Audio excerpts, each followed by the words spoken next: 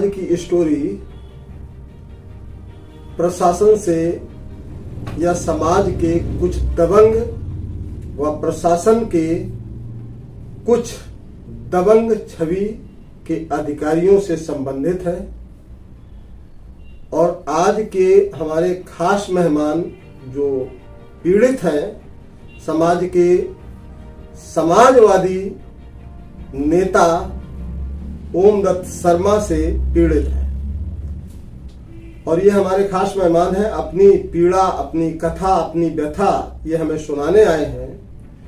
इन्होंने हमें बताया कि किस तरह से ओम दत्त शर्मा, जो कि समाजवादी पार्टी के कार्यकर्ता हैं, समाजवादी विचारधारा के समर्थक हैं, लेकिन वो समाजवाद कहीं भू माफिया तंत्र में जाकर के दम तोड़ता नजर आता है या भू माफिया की तरफ ले जाता है।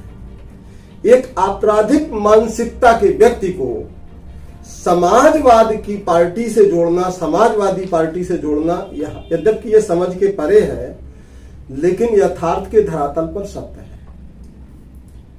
हमारे साथ बैठे हैं खास मेहमान सोनू कुमार, ये जिन्होंने एक SGC एंड एसोसिएट अर्थात शिवा ग्लोबल सिटी नाम की एक फर्म को, एक पार्टनरशिप फर्म को संस्थापित किया।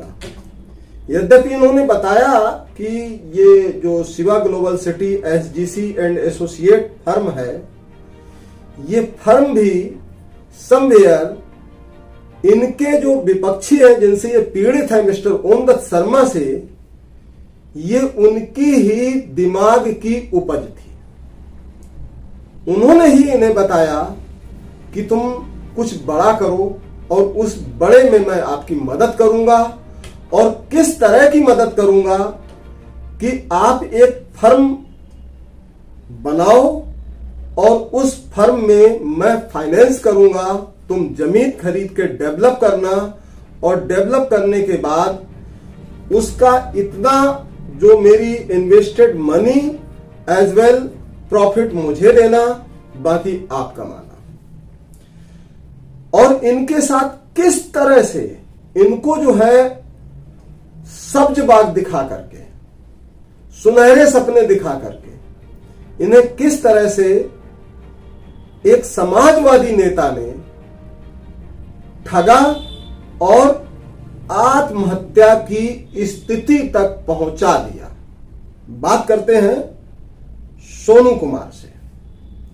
नमस्कार सोनू जी, आपका हमारे स्टूडियो में स्वागत है। सबसे पहले हमारे दर्शकों को अपना नाम बताएं और फिर ये बताएं कि क्या हुआ था ऐसा, और कैसे आप ओम दत्त शर्मा के, जो कि आपका विपक्षी है, आप कहते हैं समाजवादी का नेता है, समाजवादी पार्टी से का नेता है, धुर समर्थक है, ये आप ही ने मुझे बताया है जी। तो किस तरह से आप उसकी बातों में आए, कैसे कैसे आपने अपनी जो SGC शिवा ग्लोबल सिटी जो पार्टनरशिप फर्म है उसकी स्थापना की, और क्या हुआ आपके साथ, थोड़ा सा हमको ब्रीफ बताएं, हमारे दर्शकों को बताएं जी। पहले तो मैं सबको नमस्कार करता हूँ, और मेरा नाम सोनू कुमार है, सोनू कुमार कश्यप। और मैं बता देता हूँ, सन 2014 से हम ओम दत्त शर्मा जी से जुड़े थे। जुड़ने का कारण था कि हम, हालांकि रियल एस्टेट का काम पहले से ही करते हैं, जुड़ने का कारण ये था कि उनके साथ में एक ड्राइवर है जो कि हमारे यहाँ बुलंदशहर का ही रहने वाला है, टीटू शर्मा और जगदीश शर्मा जी। तो होता क्या है, वहाँ से मेल जोल बढ़ता है अपना, फिर उसके बाद में अपनी ये प्रक्रिया चालू होती है 2018 में जी। 2000 मतलब आपके कहने का मतलब है कि 2018 में आपकी जो है सही मायने में ओम दत्त शर्मा से मुलाकात होती है, द्वारा टीटू शर्मा उर्फ जगदीश शर्मा जी। चलिए कंटिन्यू। हाँ, तो जी सर होता क्या है, उन्होंने हमें ये सपना दिखाया। सपना हमारे लिए तो सपना ही है। सपना दिखाया उन्होंने कि आप यहाँ क्यों काम करते हो, मैं आपके लिए फाइनेंस करूँगा और बहुत बढ़िया तरीके से आप अपना पैसे वाले बनोगे, ये है वो, मतलब बहुत सारी बातें हुई। इसके बाद हम गए भी उनके पास, टीटू शर्मा ने हमें मिलवाया ओमदत्त शर्मा से वहाँ हम्म। दूसरी बार। जब वहाँ मिलवाया तो उन्होंने हमें ऑफर दिया, हमने वो स्वीकार किया। उसके बाद मैंने कहा ठीक है चालू करते हैं। हम्म। तो हमने एक SGC करके एक फर्म बनाई, ठीक है। जिसका फुल फॉर्म है शिवा ग्लोबल सिटी। ठीक है। और Shiva global city and associate. हाँ, Shiva global city and associate. ठीक है। कितने पार्टनर थे इसमें सोनू जी? दरअसल इसमें हम 4 पार्टनर थे। अच्छा, कौन कौन? एक सोनू कुमार, जो कि मैं आपके सामने बैठा हूँ, ठीक है। और एक हमारे यतेंद्र चौधरी हैं। ये यतेंद्र चौधरी आपके मित्र हैं? जी, मित्र भी है, वहीं से जान पहचान हुई है। अच्छा अच्छा, ठीक है। एक हमारे यतेंद्र शर्मा जी भी थे। ये भी आपके मित्र हैं? मित्र नहीं, सब ये वहाँ पे हमारे यहाँ पे पहले जॉब करते थे, तो उसके बाद ये पार्टनरशिप में यहाँ पे। अच्छा अच्छा, ठीक है। तो एक हमारे टीटू शर्मा जी हैं, जो कि उनके ड्राइवर हैं। 35-40 साल से उनकी गाड़ी चलाते हैं ओमदत्त शर्मा जी की। अच्छा, टीटू शर्मा जो है, टीटू शर्मा उर्फ जगदीश शर्मा, आप ये कहना चाह रहे हैं कि मिस्टर ओमदत्त शर्मा जो कि आपके फाइनेंसर हैं, जी जी, उनके ड्राइवर? हाँ जी हाँ जी, उनके ड्राइवर। मतलब उनके ड्राइवर आपके पार्टनर कैसे बने? पहले तो हमें ये बताओ कि भाई एक ड्राइवर को आप अपनी किसी कंपनी, अपनी किसी फर्म का पार्टनर कैसे बना रहे हो? किस ग्राउंड पे बनाया था? नहीं, किसके कहने पे बनाया? जी जी, वो दरअसल होता गया है, जैसे टीटू शर्मा ने हमें मिलवाया ओमदत्त शर्मा जी ने, तो उन्होंने जी, जी। हमसे शर्त रखी कि भाई ये हमारा ड्राइवर है, हमारा वफादार है। अच्छा, ओमदत्त शर्मा ने आपके सामने ये शर्त रखी कि ये मेरा ड्राइवर है। हाँ, कंटिन्यू। तो ये हमारा वफादार है और मैं चाहूंगा कि इसको आप अपनी पार्टनरशिप में शामिल करो। ठीक है, ठीक है। ठीक है, हमें कोई आपत्ति नहीं है। तो वो 10% के हमारे साथ पार्टनर हो गए। अच्छा, ठीक। अब इसमें होता क्या है, हमने पहले 11.5 बीघा जमीन देखी, गांव सादापुर, गौतम बुद्ध नगर। नहीं, मैंने आपकी जो एप्लीकेशन में पढ़ा है कि वो अछेजा गांव की जमीन है, राजस्व ग्राम। हाँ, जो मैंने पढ़ा था आपकी एप्लीकेशन में, उसमें राजस्व ग्राम अछेजा की जमीन का जिक्र था। हाँ, बताइए फिर। तो हमारा पहला सौदा वहीं से स्टार्ट होता है। कितनी जमीन थी? वो 11.5 बीघा जमीन थी। खसरा संख्या क्या था उस जमीन का? खसरा संख्या 1406। ठीक है। हाँ, तो इसमें किसानों को जो हमें देना था वो हमारे ओमदत्त शर्मा जी ने दिया। अच्छा, कितना सौदा तय हुआ था? कितने जमीन का सौदा था और कितने रुपए में तय हुआ था? दरअसल क्या है, सौदा हमारा हुआ था 44 लाख रुपए बीघे में। अच्छा, किसानों से। नहीं, मुझे 11.5 बीघे जमीन का जो सौदा था तो कुल कितने रुपए में था? 5 करोड़, 2 करोड़, 3 करोड़, क्या था? अच्छा, टोटल हमारा था वो 5 करोड़ 6 लाख रुपए। अच्छा, 5 करोड़ 6 लाख रुपए में खसरा संख्या 1406 की ग्राम अछेजा की जमीन का सौदा आपके और किसान के बीच हुआ था। हाँ जी, जिसका पेमेंट आप कह रहे हैं कि मिस्टर ओमदत्त शर्मा ने किया था? जी जी, मतलब 5 करोड़ 6 लाख रुपए उन्होंने पेमेंट किया? नहीं नहीं नहीं। अच्छा, कितना किया था? मतलब जैसे किसान को टोकन मनी या बयाना अच्छा, या टोकन, मतलब कहना यह है कि टोकन मनी दिया, बयाना जो दिया था वो ओमदत्त शर्मा जी के द्वारा दिया गया था। तो कितना बयाना दिया था सर आपने उस टाइम? दरअसल क्या है, ये पेमेंट जो है एक पार्ट में नहीं हुई है, 2 पार्ट में हुई है। अच्छा, किसान को? ठीक है। पहले पार्ट में पेमेंट हुई है करीबन 65 लाख रुपए। ठीक है। और फिर बाकी की रकम वो 11 महीने में देते हैं। अच्छा, GC में लगाते हैं, लेकिन 11 महीने में देते हैं। अच्छा, ठीक है। टोटल रकम उन्होंने 1 करोड़ 9 लाख रुपए दिए हैं कैश में।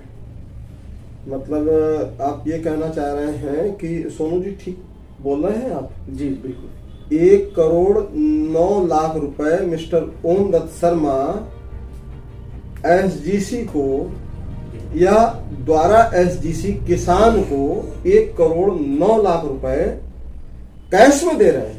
हाँ जी बिल्कुल। लेकिन एज पर RBI नॉर्म्स या गवर्नमेंट पॉलिसी जो है, किसी भी प्रॉपर्टी की खरीद फरोख्त में भी आप 2 लाख रुपए से ज्यादा का कैश एंगेज नहीं कर सकते हैं। 2 लाख रुपए से ज्यादा कैश दे ही नहीं सकते हैं।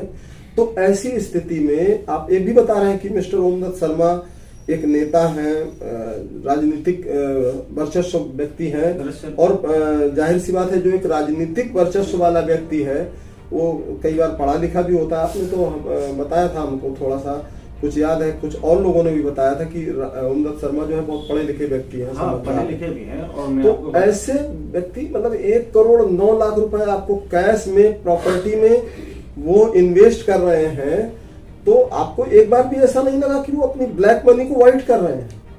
नहीं, दरअसल क्या, मुझे इतनी जानकारी नहीं है।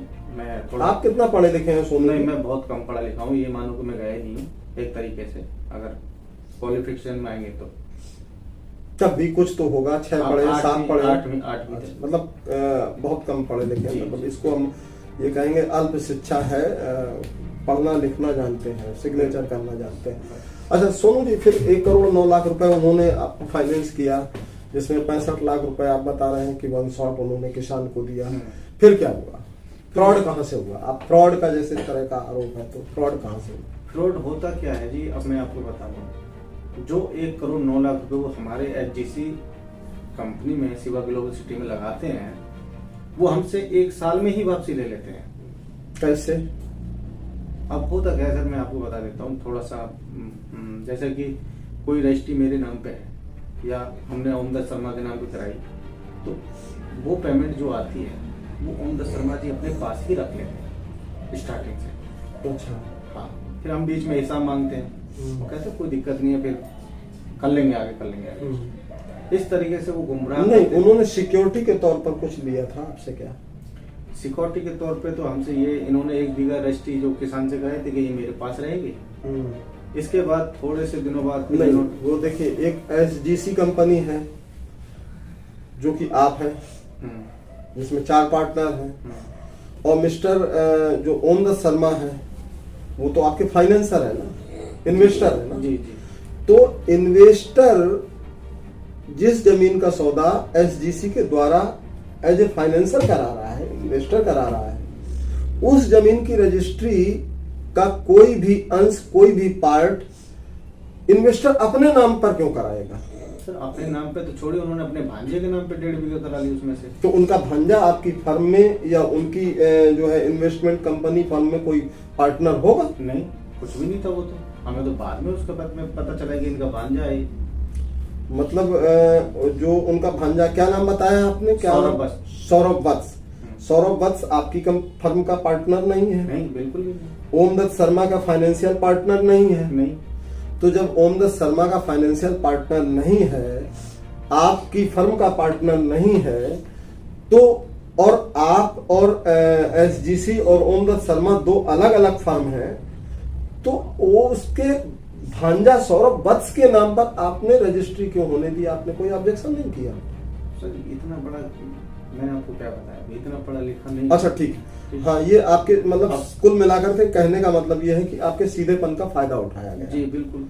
अच्छा फिर ठीक है, फिर ये वहां से आपने मतलब कुल मिलाकर के आपके और उनके बीच कुछ परसेंटेज तय हुआ होगा कि मैं इतना पैसा मैं लगा रहा हूँ तो आपको इतना दूंगा, क्या क्या तय हुआ था?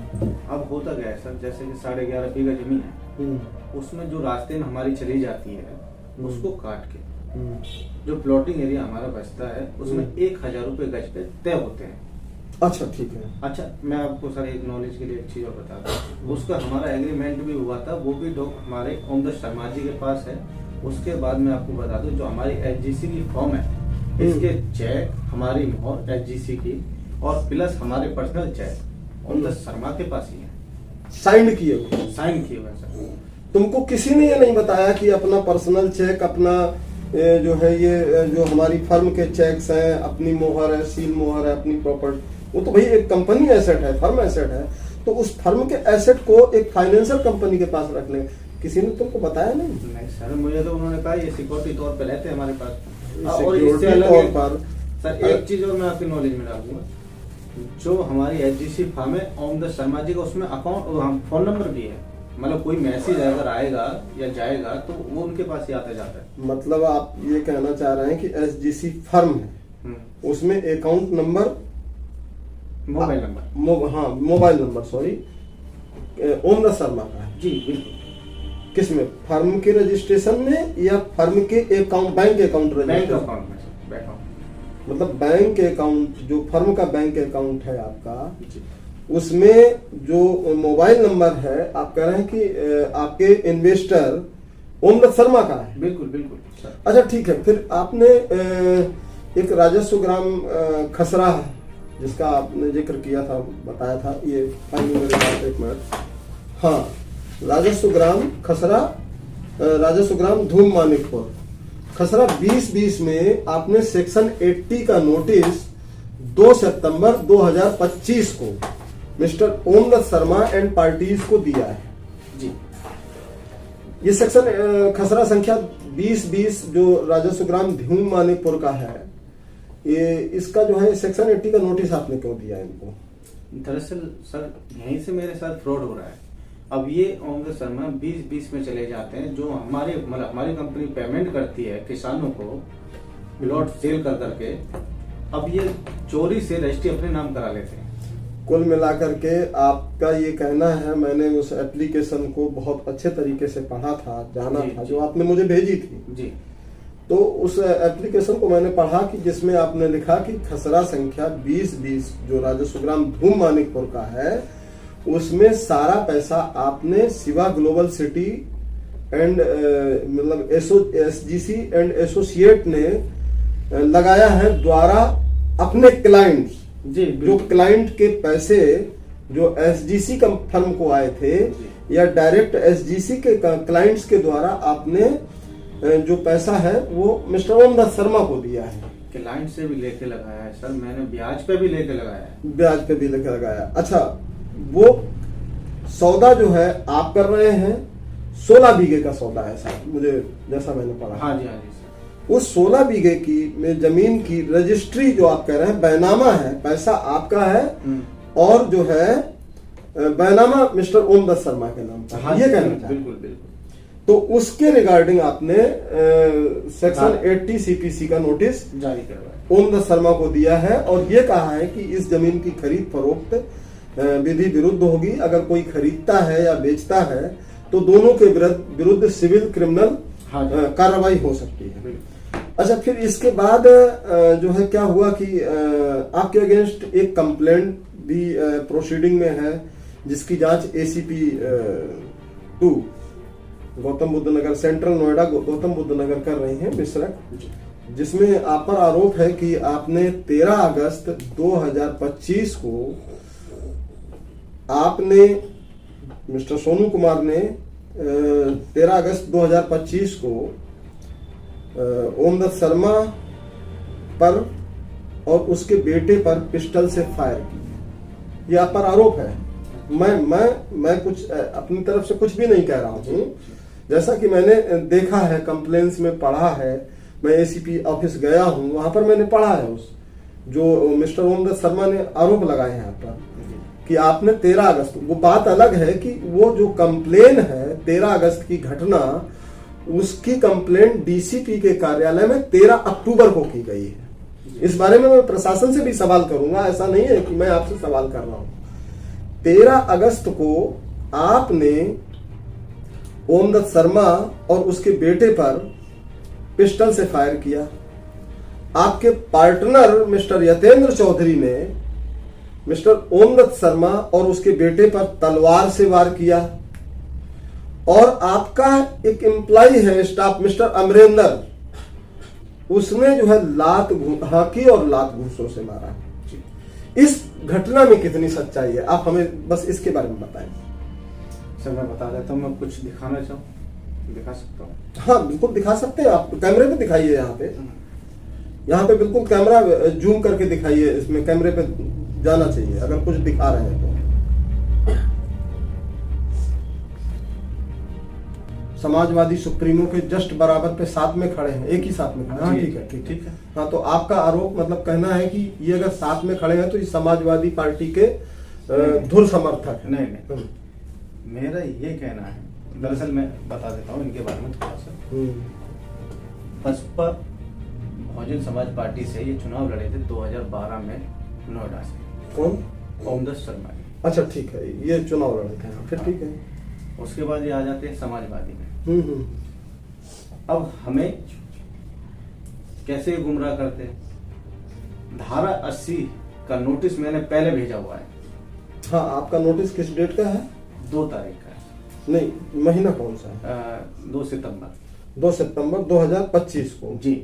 ये कंप्लेन कब देते हैं, किस डेट में देते हैं? ये 13 अक्टूबर को दिखाएगा। मतलब 2 सितंबर को आप धारा 80 का नोटिस देते हैं, 13 अक्टूबर को ये कंप्लेन करते हैं गोलीकांड का। जी। अच्छा, हाँ। घटना कब की है? दरअसल क्या है, मैं अपनी सच्चाई के लिए लड़ रहा हूँ, तो मैं अपने कोर्ट कचहरी कानून में विश्वास रखने वाला इंसान हूँ। जी जी। हाँ, मैं देख रहा हूँ कि आप लीगल प्रोसीडिंग को फॉलो कर रहे हैं। फिर मैं रोज एसीपी के यहाँ भी जाता हूँ, रोज बादलपुर थाने में भी जा रहा हूँ, मतलब मैं कोर्ट भी जा रहा हूँ, न्याय के लिए तो जा रहा हूँ सर। ये सब चीजें किस लिए बनाई? न्याय के लिए बनाई। तो मैं फर्जी आरोप किसी पे नहीं लगा सकता। तो ये मुझे सिर्फ और सिर्फ एक नहीं, ये ओमदत्त शर्मा ने के साथ जो गोलीकांड है वो किस डेट का है, मैं वो आपके मुंह से सुनना चाहता हूँ, उनकी कंप्लेन भी। सर मैं आप देख लीजिए, मैंने आपके साथ कागज रखे हुए हैं। नहीं, कागज तो मैंने देखा कि वो 13 अगस्त 2025 13 अगस्त 2025 की घटना बता रहे हैं। जी। और ये सब चीज होती है सर मेरा धारा 80 का नोटिस भेजने के बाद। अच्छा, ठीक है, बहुत बहुत धन्यवाद आपका। अब इसके बाद मैं जो है थोड़ा सा अपनी जनता को और प्रशासन से भी मेरा कुछ सवाल है कि हमारे साथ जो आज के खास मेहमान हैं मिस्टर सोनू, इनका ये कहना है कि भाई इन्होंने एक जमीन का सौदा किया जिसमें ओमदत्त शर्मा फाइनेंसर थे, और मिस्टर ओमदत्त शर्मा ने इनको 1 करोड़ 9 लाख रुपए ब्लैक मनी को वाइट करने के पॉइंट ऑफ व्यू से, उद्देश्य से इनको फाइनेंस किया, जबकि आरबीआई की guideline, even government of India की गाइडलाइन है कि अगर प्रॉपर्टी में कोई पैसा आप एंगेज करते हैं तो बहुत ज्यादा से ज्यादा आप 2 लाख रुपए से ज्यादा कैश का ट्रांजैक्शन नहीं कर सकते हैं। लेकिन यहां पर 1 करोड़ 9 लाख रुपए एक ओमदत्त शर्मा जो कि नेता है, वर्चस्व वाले व्यक्ति हैं, राजनीतिक छवि है, और राजनीतिक छवि वाले व्यक्ति के लिए कुछ भी जायज है, वो कर सकते हैं। खैर, इस पे मैं सवाल भी नहीं करूंगा, ना सरकार से ना समाज से। समाज से तो कर भी सकता हूं, क्योंकि समाज तो एक आम आदमी है, समाज के साथ तो कुछ भी हो सकता है। लेकिन नेता जो होता है वो हमारे देश की सरकार और समाज से थोड़ा अलग हट करके जाने जाने वाला प्राणी होता है, और नेता कुछ भी कर सकता है। वो 1 करोड़ क्या 50 करोड़ रुपए की ब्लैक मनी को वाइट कर दे, तो ऐसा कुछ मुझे लगता है कि सरकार में भी छूट है, और देश के संविधान में भी, शायद संविधान में छूट हो या ना हो, लेकिन उनको संवैधानिक स्पेशल अधिकार मिल जाते हैं जो कि संविधान में नहीं भी दर्ज है। दूसरी बात, इनका ये कहना है कि इन्होंने एक जमीन का सौदा किया था जो कि 2018 समवेयर 19 में मेरे पास है इनका, वो उस 18-19 में जो सौदा हुआ छेजा गांव की जमीन का, खसरा संख्या 1406 का 11.5 बीघे का, जिसमें 1 करोड़ 9 लाख रुपए मिस्टर ओमदत्त शर्मा जो कि इनके फाइनेंसर हैं, इन्वेस्टर्स हैं, वो इन्वेस्ट करते हैं उस सौदा कराने में, और उसके एवज में बतौर सिक्योरिटी, अपनी अमाउंट की सिक्योरिटी के तौर पर 1 बीघे अपने नाम पर और 1.5 बीघे जमीन अपने भांजे के नाम पर, जो कि ना तो एसजीसी एंड एसोसिएट का पार्टनर है और ना ही इन्वेस्टर फर्म का पार्टनर है, सिक्योरिटी के नाम पर रजिस्टर करा लेते हैं, और ये कहते हुए रजिस्टर कराया जाता है। ये सारी चीजें वर्बल होती हैं, और प्रॉपर्टी लीगली तरीके से रजिस्टर कराई जाती है कि भाई जब आप हमारा इन्वेस्ट किया हुआ धन एज वेल मेरा प्रॉफिट 1 करोड़ 15 लाख रुपए वापस कर देंगे, तो ये जो जमीन है ये आपको वापस हो जाएगी। अब होता क्या है कि जो मैंने इनकी एप्लीकेशन का पूरा निरीक्षण किया, पढ़ा, जिसमें ये पाया कि 1 करोड़ 9 लाख के एवज में डे फर्स्ट में ही ये लगभग जो है तत्कालीन समय में, अगर उस जमीन की कीमत देखी जाए तो 1 करोड़ 81 लाख रुपए की जमीन तत्कालीन समय में ही ये सिक्योरिटी के नाम पर जब्त कर लेते हैं। फिर एसजीसी फर्म के account, chequebook, bank details, customer ID, even then SGC and associate firm के बैंक अकाउंट तक में मिस्टर ओमदत्त शर्मा की एंट्री हो जाती है, मतलब अपना एक मोबाइल नंबर उसमें रजिस्टर करा लेते हैं। इससे ज्यादा मतलब क्या होगी क्रिमिनल मानसिकता और आगे की सोच।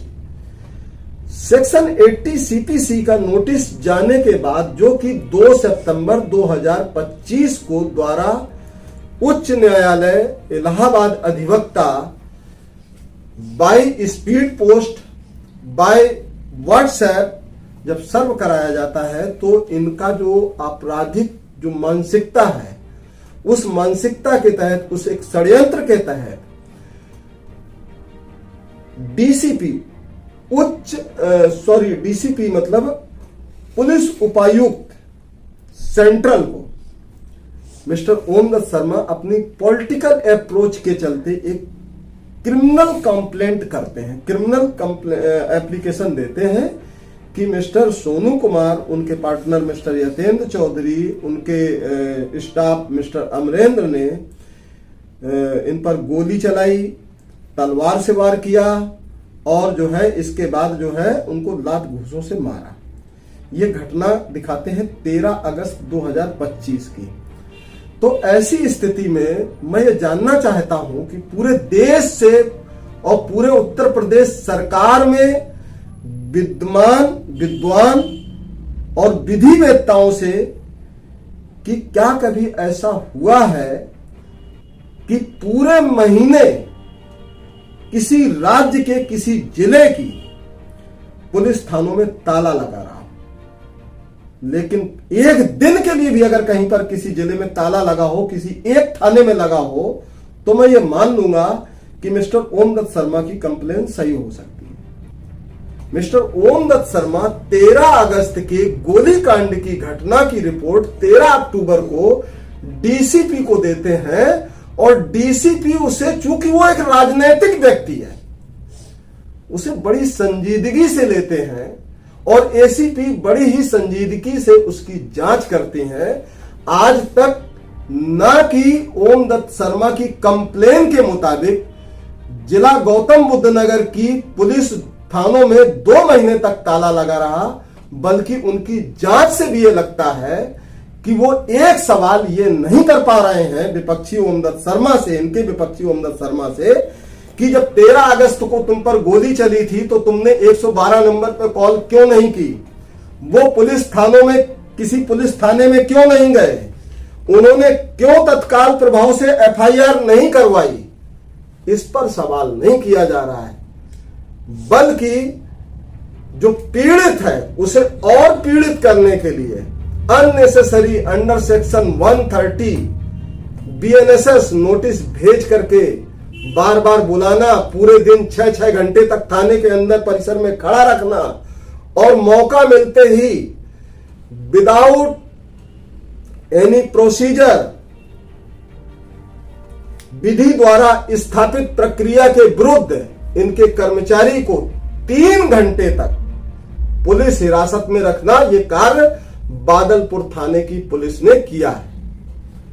तो ऐसे में जो उत्तर प्रदेश की सरकार, हमारे उत्तर प्रदेश के मुख्यमंत्री माननीय योगी आदित्यनाथ जो जीरो टॉलरेंस की बात करते हैं, तो मैं उनसे एक सवाल करना चाहूंगा, कहां है आपका वो जीरो टॉलरेंस जो ये पुलिस बर्बरता कर रही है किसी भोले भाले लोगों को अननेसेसरी थाने में बुला करके डिटेन करने की? ये सवाल है, एक यक्ष प्रश्न है। इस देश की, इस प्रदेश की जनता विवेकशील है, सोचे समझे और जवाब दे। जय हिंद।